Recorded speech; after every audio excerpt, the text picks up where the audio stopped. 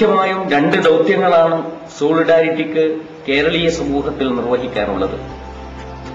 ഒന്നാമത് ജനസേവനമാണ്.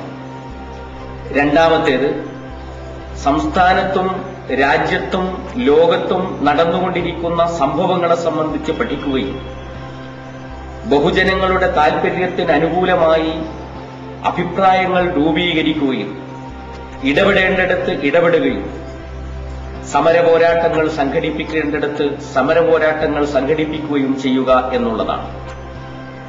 എക്സ്പ്രസ് ഹൈവേക്കെതിരായിട്ടുള്ള പോരാട്ടം, പ്ലാച്ചിമടയിലെ ഇടപെടലുകൾ, കരിമണൽ ഖനനത്തിനെതിരായിട്ടുള്ള പ്രവർത്തനങ്ങൾ,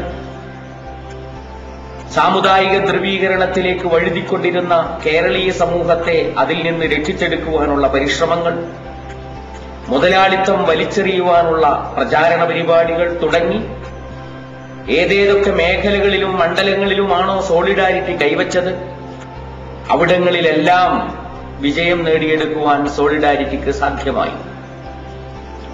രൂപീകരിച്ച് 2 വർഷം തികയുന്നതിനു മുമ്പ് സോളിഡാരിറ്റി സംഘടിപ്പിച്ചിട്ടുള്ള സമ്മേളനം ഐതിഹാസികമായ ഒരു സംഭവമായിരുന്നു. ആ ഐതിഹാസികമായ സംഭവത്തോടനുബന്ധിച്ചാണ് 100 വീടുകൾ പാവങ്ങൾക്കുണ്ടാക്കിക്കൊടുക്കുക എന്നുള്ള തീരുമാനം സോളിഡാരിറ്റി എടുത്തത്. പദ്ധതി പ്രഖ്യാപിച്ചു കഴിഞ്ഞപ്പോഴേക്കും 100 വീടിൽ നിന്ന് അത് 400 വീടായി പരിണമിക്കുകയും പാലക്കാട് ജില്ലയിൽ മാത്രം ഒതുക്കി നിർത്താൻ ഉദ്ദേശിച്ചിരിക്കുന്ന പദ്ധതി മുഴുവൻ കേരളീയ സമൂഹത്തിലേക്കും വ്യാപിപ്പിക്കുകയും ചെയ്തു. അതിന്റെ സേവന പ്രവർത്തനങ്ങളുടെ ഗുണഭോക്താക്കൾ സമൂഹത്തിലെ എല്ലാ വിഭാഗം ജനങ്ങളുമായിരിക്കണം എന്നുള്ളതാണ് അതിന്റെ കാഴ്ചപ്പാട്.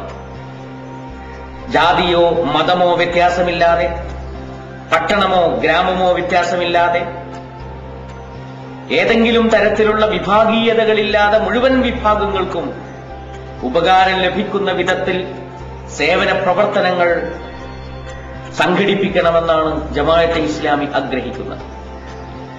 ഈ വിഷയത്തിൽ മഹത്തായ സേവനമാണ് പുറം നാടുകളിലുള്ള, വിശേഷിച്ച് ഗൾഫ് നാടുകളിലുള്ള പ്രവർത്തകരും കേരളീയരായ സമൂഹവും ചെയ്തിട്ടുള്ളത്. അവർ ഇത്തരം ഒരു അപേക്ഷാ പത്രത്തിൽ വന്നപ്പോഴേക്കും വീടുകളും കുടിലുകളും നിർമ്മിക്കുന്നതിനുള്ള ചെലവുകൾ ഏറ്റെടുക്കാൻ തയ്യാറായതും സോളിഡാരിറ്റി പോലുള്ള ഒരു യുവജന പ്രസ്ഥാനത്തിൽ വിശ്വാസമർപ്പിച്ചതും സന്തോഷകരമായ കാര്യമാണ്. പലപ്പോഴും കേരളീയ സമ്പദ്ഘടനയെ നിലനിർത്തുവാൻ പാടുപെട്ടുകൊണ്ടിരിക്കുന്ന ഇവരുടെ മനസ്സിൽ ഇപ്പോഴും നിറഞ്ഞു തുളുമ്പി നിൽക്കുന്ന സമൂഹ പ്രതിബദ്ധതയും മനുഷ്യ സ്നേഹവും ശ്ലാഘിക്കേണ്ടതാണ് എന്ന് ഇത്തരുണത്തിൽ പറയാതെ വയ്യ.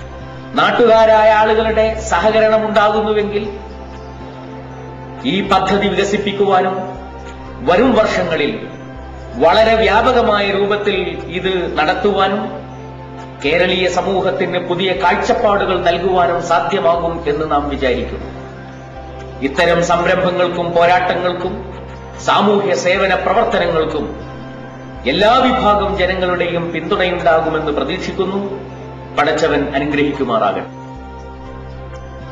ഫസ്റ്റ് വരുവാണെന്ന് പറഞ്ഞു, മുരിങ്ങമരം അതും ഇതൊക്കെ കണ്ടിക്കാണ്ട് മരങ്ങളൊക്കെ ഉണ്ടായിരുന്നു. ഇവര് വരുന്ന സമയത്തൊക്കെ അതിന് എനിക്ക് കാലത്ത് അറിയണം, നിങ്ങള് ഇവിടെ വരുന്നെന്നുള്ളത് എനിക്ക് കാലത്ത് അറിയണം. അപ്പൊ ഞാനും കിണർ പണിക്ക് പോണ ആളാണ്. കാലത്ത് അറിയുമ്പോഴാണ് ഇവര് നാളെ വരുന്നുണ്ട്, ചെറിയ ഇവര് ഫൗണ്ടേഷൻ വീട്ടം വരും തോന്നുന്നു എന്ന് പറഞ്ഞു. 100 വീടിന്റെ ഫസ്റ്റ് വീടാണ് കിട്ടാൻ പോണത് അറിഞ്ഞപ്പോ ഞങ്ങൾക്ക് ഭയങ്കര സന്തോഷമായി. ഇങ്ങനെ പെട്ടെന്ന് സംഭവിക്കും നമുക്ക് ഇത് കരുതില്ലല്ലോ. ഒരാഴ്ച കൊണ്ടാണ് അവര് വീട് വന്ന് കെട്ടിയതും തറയിട്ടതും എല്ലാം ചെയ്ത്. എല്ലാ സാറുമാര് ഓരോ ഉദ്യോഗസ്ഥന്മാരെ വന്നിട്ട് ചെയ്ത് ഭയങ്കര സന്തോഷമായി. പഞ്ചായത്തിലിരിക്കുന്നത് കൊണ്ട് പഞ്ചായത്തിലെ ഗവൺമെന്റാണ് നമുക്ക് പാവങ്ങൾക്ക് നിർധന കുടുംബങ്ങൾക്ക് വീട് വെച്ചിരുന്നത്. പക്ഷെ അവര് പോലും ഇതൊരു കൈയൊഴിഞ്ഞൊരു അവോയ്ഡ് ചെയ്തൊരു അവസ്ഥയായിരുന്നു. അപ്പൊ ഇങ്ങനെ ഒരു വീട് കിട്ടുമെന്ന് പറഞ്ഞപ്പോ ഭയങ്കര സന്തോഷമായിരുന്നു. ഇങ്ങനെ ആപ്ലിക്കേഷൻ കൊടുത്തു എന്നൊക്കെ പറഞ്ഞപ്പോ വളരെ ഭയങ്കര പ്രതീക്ഷ. ഞാനിവിടെ ഇവിടെ വീട്ടിൽ വന്നിട്ട് പറഞ്ഞതായിരുന്നു, കിട്ടുന്ന ഒരു പ്രതീക്ഷ നമുക്ക് കൊടുത്തു നോക്കാം. കൊടുത്തു നോക്കിയിട്ട് എങ്ങനെയാന്ന് വെച്ചാൽ അവര് പെട്ടെന്ന് നമുക്ക് കിട്ടും തോന്നില്ലല്ലോ എന്ന് പറഞ്ഞപ്പോഴാണ് ഞാൻ വീട്ടിൽ വന്നിട്ട് അവളോട് പറഞ്ഞു, അനിയത്തിയോട് പറഞ്ഞു, ഇത് കിട്ടും തോന്നിയില്ല, നമുക്ക് കൊടുത്തു നോക്കാം എന്ന് പറഞ്ഞു. അപ്പൊ അവള് ശരി, ആരോടും പറയണമെന്നും പറഞ്ഞു, കിട്ടിക്കഴിഞ്ഞിട്ട് പറഞ്ഞാ പോരെ എന്ന് പറഞ്ഞിട്ട് ഞാൻ പറഞ്ഞു. പെട്ടെന്ന് ശരിയായപ്പോ വന്ന് യുനെസ്ക വന്നിട്ട് ഇവിടെയൊക്കെ വന്ന് നോക്കി, കുഴപ്പമില്ല, ഇത് പറ്റുന്നതാണ് എന്ന് കണ്ട് എല്ലാവരും വന്ന് അന്വേഷിച്ചപ്പോഴാണ് അവർക്ക് തോന്നിയത്. അത് 100 വീട്ടില് ഫസ്റ്റ് വീട് പറഞ്ഞാൽ ഭയങ്കര സന്തോഷമല്ലേ. ഈ 30 വയസ്സിന്റെ ഉള്ളിൽ ഏത് സംഘടനയും ഞാൻ ചെയ്തു. ഈ പഞ്ചായത്ത് സംഘടന പലതും ചെയ്യും, അവരുടെ നിലനിൽപ്പിനുണ്ട്. ഇതങ്ങനെയല്ല, സ്വന്തം ചേട്ടനനിയന്മാരെ പോലെ ഞങ്ങൾ 10-20 ദിവസം ഉണ്ടായിരുന്നില്ല. അവരോട് പഴകുമ്പോ സ്വന്തം ഒരു ചോരയും ഒരു അമ്മ പ്രസവിച്ചതിന്റെ അതിന്റെ ഒരു ഇതായിട്ടാണ്. അപ്പൊ ഇങ്ങനെ കാര്യങ്ങളൊക്കെ പറഞ്ഞു. അത് കഴിഞ്ഞപ്പോ തന്നെ ഞങ്ങൾക്ക് മനസ്സിലായത് അവരത്ര അതോ പെരുമാറാനും നല്ല മനുഷ്യന്മാരാണ്. നമ്മുടെ ഏട്ടന്മാരെക്കാളൊക്കെ നല്ലൊരു എന്താ പറയാ, അത്ര നല്ല മനുഷ്യന്മാരെ, നല്ലൊരു അടിപൊളി നല്ലൊരു സംഘടനയാണ് സോളിഡാരിറ്റി. 100 വീടുകളാണ് പാലക്കാട് ജില്ലയിൽ. അതിൽ 60 വീടുകളും അതേപോലെ 40 കുടിലുകളുമാണ്. ഈ 60 വീടുകളിൽ 54 വീടുകളും ഇപ്പോൾ പൂർത്തിയായി. അതേപോലെ കുടിലുകളിൽ ഒരു 15 40-ൽ 15 പൂർത്തിയായി.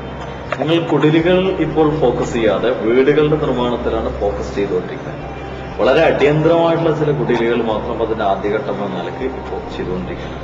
സോളിഡാരിറ്റി പ്രവർത്തകരുടെയും ജമാഅത്തുകാരുടെയും നാട്ടുകാരുടെയും ഒക്കെ നല്ല ആവേശകരമായ സഹകരണവും നല്ല അനുഭവങ്ങളും ഈ രംഗത്തുണ്ടായിരുന്നു. ചില പ്രദേശങ്ങളിലൊക്കെ വളരെ പ്രയാസമേറിയ സ്ഥലങ്ങളാണ്. വളരെ പാവപ്പെട്ട വ്യക്തികളായത് കാരണം അവർക്കൊക്കെ യാത്രാ സൗകര്യങ്ങളുള്ള സ്ഥലങ്ങൾ മിക്കവാറും ഉണ്ടാവാറില്ല. മറിച്ച് പല കുന്നിന്റെ മുകളിൽ, അതേപോലെ പല പാടത്തിന്റെ വക്കത്ത് വാഹനങ്ങൾ പോവാത്ത അങ്ങേയറ്റം പ്രയാസമേറിയ സ്ഥലങ്ങളിൽ കല്ല് ചുമന്ന്, അതേപോലെ മണല് ചുമന്ന്, അതുപോലെ ഓടും മരങ്ങളും ചുമന്ന് അങ്ങനെ തന്നെയാണ് പണിയെടുത്തിട്ടുള്ളത്.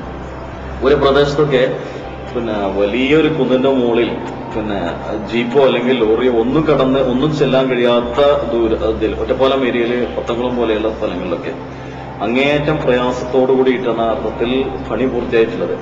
ചെർപ്പുളശ്ശേരിയിലെ ഏറ്റവും പ്രധാനപ്പെട്ട വ്യാപാരി വ്യവസായ പ്രമുഖന്മാരൊക്കെ അങ്ങനെ പല ജമാഅത്ത് പ്രവർത്തകരും അവരുടെ വീടിന്റെ നിർമ്മാണത്തിലോ അവരുടെ വീട്ടിലോ ഒരു കല്ലുപോലും ജീവിതത്തിൽ ചുമക്കാത്ത വ്യക്തികളാണ് ഇങ്ങനെ തൊട്ടടുത്ത് വളരെ പാവപ്പെട്ട ഒരാളുടെ വീട് നിർമ്മാണവുമായി ബന്ധപ്പെട്ട് അവരുടെ ഡ്രസ്സൊക്കെ അങ്ങനെ മാറ്റിവെച്ച് ഈ കൈലിയും എടുത്ത് അങ്ങോട്ട് ആവേശകരമായി ഈ തലത്തിലേക്ക് വന്നത്. സോളിഡാരിറ്റിയുടെ ഒരു ഭവന പദ്ധതിയുണ്ട്, നിങ്ങൾ ഉടനെ പൊടിയുന്നായി.